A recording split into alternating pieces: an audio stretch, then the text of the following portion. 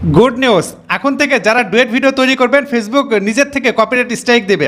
প্রায় এক সপ্তাহ আগের কথা, আমাদের আলামিন ভাই সেলিব্রিটি, আপনারা জানেন যে ফানি কন্টেন্টের জন্য উনি দেশব্যাপী দেশ বিদেশে সব জায়গায় কিন্তু ব্যাপকভাবে পপুলার।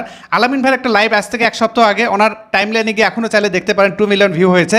সেখানে তিনি দেখিয়েছেন যে ওনার মেইলে একের পর এক মেইল আসতেছে, অর্থাৎ ওনার যে ভিডিওগুলো কেউ নিয়ে ডুয়েট করেছে, রিসাইকেল কন্টেন্ট তৈরি করেছে, সবার কাছে অটোমেটিক্যালি স্ট্রাইক যাচ্ছে এবং তার কাছে মেইল করে জানাচ্ছে যে ভাই আমার ভুল হয়ে গেছে, দয়া করে রিপোর্টটা উঠান। তো ভাই বললো যে আমার রিপোর্ট উঠাই কীভাবে সেটাও আমি জানি না, এবং স্ট্রংলি বলে দিয়েছে যে আমার ভিডিও কেউ ডুয়েট করবেন না বা এখান থেকে রিমিক্স করবেন না, এগুলো করলে কিন্তু আইডি বেস থাকবে না, এটা বলে দিয়েছে।